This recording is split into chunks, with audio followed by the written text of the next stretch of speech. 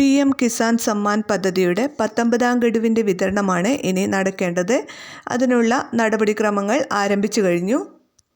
PM Kisan Samman പദ്ധതിയിലൂടെ 20,000 കോടിയിലധികം രൂപയാണ് DBT വഴി വിതരണം ചെയ്യുന്നത്. ഇതുവരെ 18 ഗഡുക്കളാണ് വിതരണം ചെയ്തിട്ടുള്ളത്. ഇനി വിതരണം ചെയ്യാനുള്ളത് 19ാം ഗഡുവിൻ്റെ വിതരണമാണ്. കിസാൻ സമ്മാൻ പദ്ധതിയുടെ തുക വർദ്ധിപ്പിക്കുമെങ്കിൽ നാളത്തെ ബജറ്റിൽ ഇതിനെക്കുറിച്ചുള്ള പ്രഖ്യാപനം ഉണ്ടാകും. കിസാൻ സമ്മാൻ പദ്ധതിയുടെ 19ാമത്തെ ഗഡു ലഭിക്കുന്നതിന് ചില കാര്യങ്ങൾ ശ്രദ്ധിക്കേണ്ടതുണ്ട്.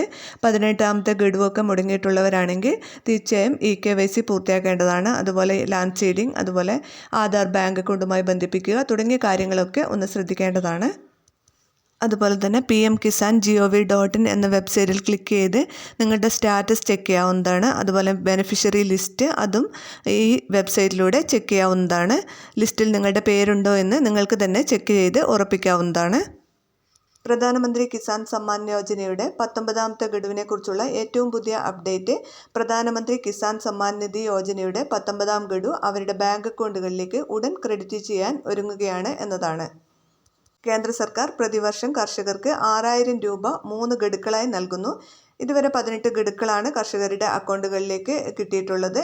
ഇപ്പോൾ 19ാം ഗഡുവിനാണ് കർഷകർ ആകാംക്ഷയോടെ കാത്തിരിക്കുന്നത്. ഫെബ്രുവരി 24-നാണ് ഇതിൻ്റെ വിതരണം നടക്കുക. 19ാം ഗഡു 2025 ഫെബ്രുവരി 24-ന് കർഷകരുടെ ബാങ്ക് അക്കൗണ്ടുകളിലേക്ക് എത്തിച്ചേരും. പ്രധാനമന്ത്രി അന്ന് ബീഹാർ സന്ദർശന വേളയിൽ ഫണ്ട് ഔദ്യോഗികമായി പുറത്തിറക്കും. കേന്ദ്ര കൃഷി മന്ത്രി ശിവരാജ് സിംഗ് ചൗഹാനാണ് ഈ വിവരം സ്ഥിരീകരിച്ചത്. ഫെബ്രുവരി 24-ന് 2,000 രൂപ അർഹരായ കർഷകരുടെ ബാങ്ക് അക്കൗണ്ടുകളിൽ എത്തിച്ചേരും. അപ്പോൾ വീഡിയോ ഷെയർ ചെയ്യാൻ മറക്കരുത്.